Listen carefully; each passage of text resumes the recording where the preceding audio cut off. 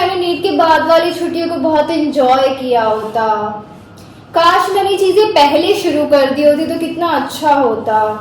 उस टाइम तो मेरे पास बहुत खाली टाइम था, मैं ये सब कर सकती थी, और अगर मैं पहले शुरू कर दी तो आज भी मैं वो सब कंटिन्यू कर सकती थी।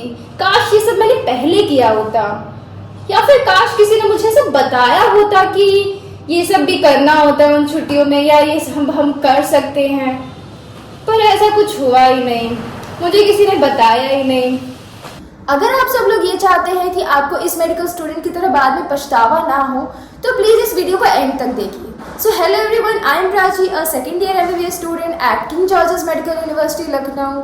तो आज की वीडियो बहुत ही स्पेशल होने वाली है, क्योंकि इस वीडियो में मैं आप सबको कुछ ऐसी चीजें बताऊंगी जो आपको मेडिकल कॉलेज में आने से पहले करना चाहिए, और इसके थ्रू आपकी एमबीबीएस लाइफ थोड़ी कम मुश्किल हो सकती है। डोंट वरी, मैं आप सबको फर्स्ट ईयर का सिलेबस पहले से पढ़ने के लिए नहीं बोलूँगी, क्योंकि आई नो कि इस टाइम आप सबको थोड़ा रिलैक्स चाहिए और अपने माइंड को थोड़ा शांत करना चाहते हैं, और इसलिए मैं आप सब लोगों को कुछ ऐसी चीज़ें बताऊंगी जो कि बहुत ही इंटरेस्टिंग होगी और आप इस टाइम पे उन सबको कर सकते हैं। और यही नहीं, इसके थ्रू आपको अपने आगे करियर के लिए बहुत हेल्प मिलेगी। तो जल्दी से नीचे सब्सक्राइब कर दीजिए, और अगर आपको ये वीडियो पसंद आए तो please like, comment and share करो अपने फ्रेंड्स को। So without wasting our time, let's get started. आप सबको ये थोड़ा फालतू लग रहा होगा, but trust me, this is the best time to develop some hobbies. और जैसा कि आप सब लोग ये जानते हैं कि नीट के टाइम पे किसी को भी इतना टाइम नहीं मिलता कि वो अपनी हॉबीज को डेवलप करे। सो आई थिंक ये सबसे बेस्ट टाइम है जिसमें आप अपनी कुछ हॉबीज डेवलप कर सकते हैं, और अगर आपके पहले से कुछ हॉबीज है तो उसको और बेटर कर सकते हैं। और ये इतना इम्पॉर्टेंट इसलिए है क्योंकि कोई भी मेडिकल कॉलेज अपने स्टूडेंट्स के लिए बहुत सारे कल्चरल इवेंट्स ऑर्गेनाइज करवाता है, और स्पेशली वो इवेंट्स जो होते हैं वो फर्स्ट ईयर के स्टूडेंट्स के लिए होते हैं। तो उस टाइम आपकी जो ये हॉबीज़ है जो आपने डेवलप की है वो बहुत ही काम आती है, जैसे कि dancing, singing, art and craft, poetry, stand up comedy, और भी बहुत सारे इवेंट्स होते हैं एक मेडिकल कॉलेज में। बहुत से लोग ऐसा सोचते हैं कि उन्होंने अगर स्टार्टिंग से कोई हॉबी डेवलप नहीं की तो वो अभी भी नहीं कर पाएंगे, बट ऐसा नहीं। और बहुत से लोग ऐसा सोचते हैं कि अगर उन्होंने स्टार्टिंग से कोई हॉबी डेवलप नहीं की है तो वो अब भी नहीं कर पाएंगे, या फिर वो ऐसा सोचते हैं कि उन्हें किसी हॉबी में बहुत ज़्यादा अच्छा करना पड़ेगा तभी वो स्टेज पे परफॉर्म कर सकते हैं, बट ऐसा कुछ नहीं है। एक बात आप हमेशा ध्यान रखिएगा कि मेडिकल कॉलेज में किसी को कुछ नहीं आता और सबको सब कुछ आता है, ऐसा लोग सोचते हैं। तो किसी भी हॉबीज़ में बहुत ज़्यादा अच्छा करने की कोई ज़रूरत नहीं है। आप अगर थोड़ा बहुत भी उस पर कुछ भी करते हैं तो आप यहाँ पे आके ऑटोमेटिकली अपने सीनियर से और भी लोगों से बहुत कुछ सीख सकते हैं। तो इसीलिए अगर आप अभी ये कोई हॉबी डेवलप कर लेते हैं तो आपको मेडिकल कॉलेज में जाने के बाद एक अच्छा स्टेज मिलेगा, एक प्लेटफॉर्म मिलेगा जिसमें आप उसको और बेटर कर सकते हैं। हॉबीज़ डेवलप करने के और भी बहुत सारे फ़ायदे हैं, जैसे कि आप अगर कोई हॉबी डेवलप करेंगे और अगर आप उसे स्टेज पे परफॉर्म करेंगे तो आपके अंदर कॉन्फिडेंस इंक्रीज़ होगा, और यहाँ पे मेडिकल कॉलेज में कॉन्फिडेंस इंक्रीज़ करना ज़रूरी काम है। और इन हॉबीज़ के थ्रू आप बहुत अच्छे फ्रेंड्स भी बना सकते हैं।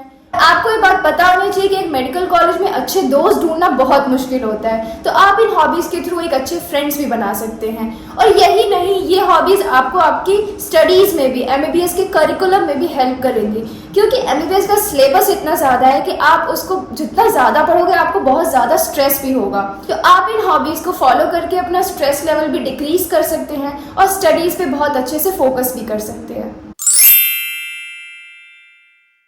जिन लोगों को जिम जाना अच्छा लगता है उन लोगों के लिए बेस्ट टाइम है जिम ज्वाइन करने का।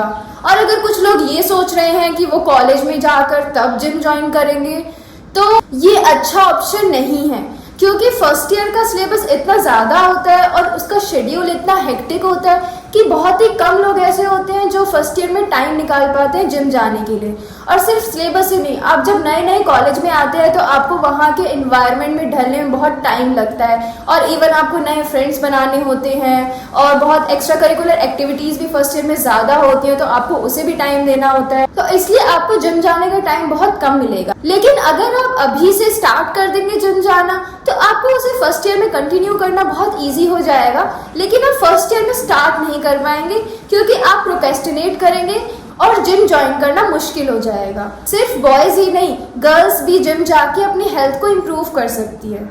तो यहाँ पे जिम जाना ज़रूरी इसलिए है क्योंकि यहाँ का हॉस्टल का खाना is like very spicy and very oily, और आप जिम जा कर के अपने हेल्थ को और अच्छा और इम्प्रूव कर सकते हैं क्योंकि घर जैसा खाना तो कहीं नहीं मिलता। तो इसलिए बेटर होगा कि आप जिम ज्वाइन करें। So as we all know कि नीट के प्रेप के टाइम पे कोई भी अपने पेरेंट्स को टाइम नहीं दे पाता है, ऑब्वियसली क्योंकि हम उस टाइम पे बिजी होते हैं। सो ये बहुत ही अच्छा टाइम है, आप अपने पेरेंट्स को दे सकते हैं क्योंकि कुछ टाइम बाद जब आप कॉलेज में चले जाएंगे आप अपने पेरेंट्स को बहुत ही मिस करेंगे, स्पेशली वो लोग जो फर्स्ट टाइम अपने घर से बाहर जाएंगे पढ़ने के लिए। और एक बार जब आप इस मेडिकल प्रोफेशन में घुस जाएंगे तो आप अपने पेरेंट्स को उतना टाइम कभी नहीं दे पाएंगे, लाइक बहुत कम टाइम दे पाएंगे। तो इसलिए बहुत ही बेस्ट टाइम है, आप अपने पेरेंट्स को दे सकते हैं, उनसे अपनी कम्युनिकेशन बढ़ा सकते हैं क्योंकि जैसा हम सबको पता है कि जब हम टीनेज लाइफ में जाते हैं तो हमारे और हमारे पेरेंट्स के जनरेशन गैप होने की वजह से एक कम्युनिकेशन गैप आ जाता है और हम अपने पेरेंट्स से हमारी कोई भी फीलिंग्स या कुछ भी नहीं शेयर नहीं कर पाते हैं। तो ये बहुत ही अच्छा टाइम है, आप अपने पेरेंट्स से कम्युनिकेशन इंक्रीज कर सकते हैं। वो आपको कहते नहीं हैं बट सीरियसली उनका भी बहुत मन करता है कि वो आपके साथ खुल के बातें करें, अच्छे से टाइम स्पेंड करें। सो ये अच्छा टाइम है, आप अपने पेरेंट्स को दे सकते हैं। ये बहुत अच्छा मौका है ट्रिप्स पे जाने का क्योंकि इस टाइम आपके पास कोई पढ़ाई की टेंशन नहीं होती और आप ट्रिप्स को पूरी तरह से एंजॉय कर सकते हैं। And try to plan it with your family क्योंकि ये एक ऐसा तरीका है, इससे आप अपने पेरेंट्स के साथ टाइम भी स्पेंड कर सकते हैं और आप बहुत ज़्यादा इंजॉय भी कर सकते हैं क्योंकि इसके बाद जब लोग कॉलेज में जाते हैं तो मैक्सिमम लोग अपने कॉलेज फ्रेंड्स के साथ ट्रिप्स पे जाना प्रेफर करते हैं। So it is the best time to go with your parents. और सिर्फ पेरेंट्स ही नहीं, आप अपने ओल्ड स्कूल फ्रेंड्स के साथ रीयूनियन भी प्लान कर सकते हैं क्योंकि ऐसा बहुत सारे लोग के साथ होता है कि जब वो स्कूल के बाद कोचिंग जाते हैं तो अपने ओल्ड स्कूल फ्रेंड्स के बीच में कम्युनिकेशन गैप क्रिएट कर देते हैं और उसके बाद फिर वो उन्हें टाइम नहीं दे पाते। So it is the best time to plan a reunion or plan a trip with your old school friends or your siblings or any of your cousins. So you can do all these things too. आप सब लोग इस time पे books read करने की habit develop कर सकते हैं, लाइक आप कुछ इंस्पायरिंग बुक्स पढ़ सकते हैं। एंड सीरियसली बुक्स पढ़ना is a very very good habit for your life क्योंकि बुक्स पढ़ने से आपको बहुत अच्छी इन्फॉर्मेशन मिलती है, नई नई चीज़ें पता चलती हैं, लाइफ के कुछ प्रॉब्लम्स हैंडल करने के तरीके पता चलते हैं। So it is a very good time to read good books.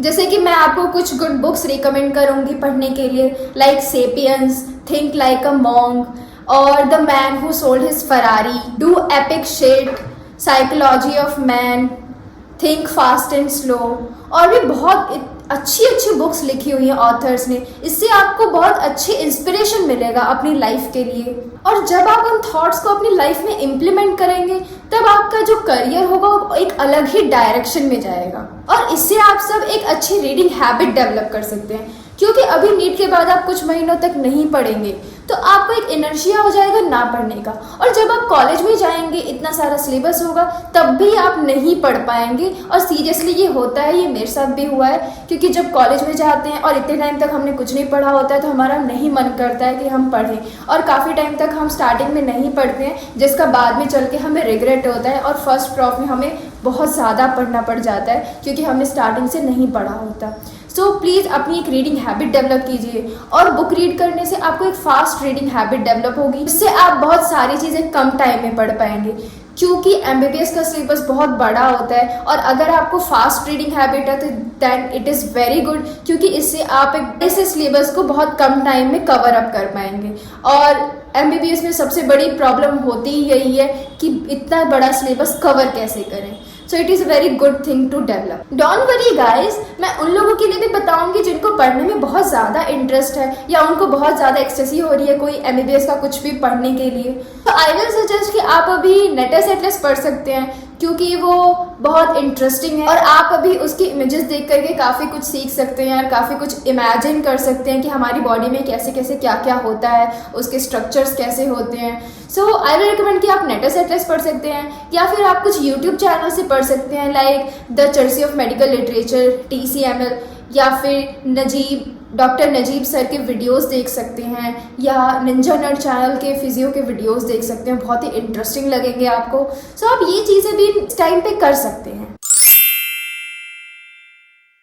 अगर आपको किसी स्पोर्ट्स एक्टिविटी में इंटरेस्ट है तो अभी आपके पास ये बहुत अच्छा मौका है उसे और डेवलप करने का, और अगर नहीं भी है तो आपको किसी न किसी स्पोर्ट एक्टिविटी में अपना इंटरेस्ट डेवलप करना चाहिए, क्योंकि एक मेडिकल कॉलेज में बहुत सारे स्पोर्ट्स एक्टिविटी होते हैं। लाइक बहुत सारे टूर्नामेंट्स होते हैं, जैसे बैडमिंटन टूर्नामेंट और क्रिकेट और volleyball, football, basketball, table tennis और भी बहुत सारी स्पोर्ट्स एक्टिविटी होती हैं। तो अगर आप अभी कोई भी स्पोर्ट एक्टिविटी डेवलप कर लेते हैं तो आगे चल के मेडिकल कॉलेज में आप इजीली बहुत सारे स्पोर्ट्स में पार्टिसिपेट कर सकते हैं और जीत भी सकते हैं।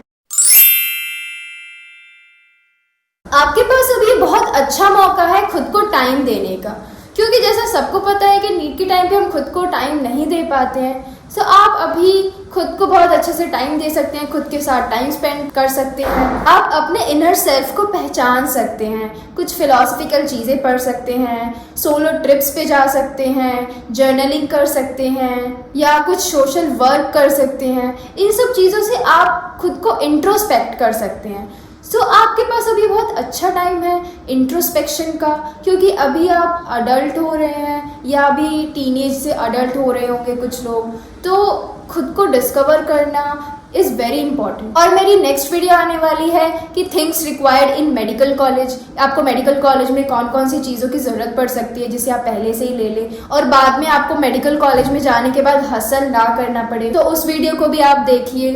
तो एंड में मैं बस यही कहना चाहूँगी कि आपको जो नीट के बाद ये टाइम मिला है आप उसको बहुत ज़्यादा इंजॉय करें और कुछ ऐसी एक्टिविटीज़ करें जिससे आपको आगे बहुत फ़ायदा मिले, क्योंकि आप ये टाइम बहुत मिस करेंगे जब आप MBBS करेंगे, क्योंकि 5 साल तक अब आपको ऐसा टाइम नहीं मिलने वाला है।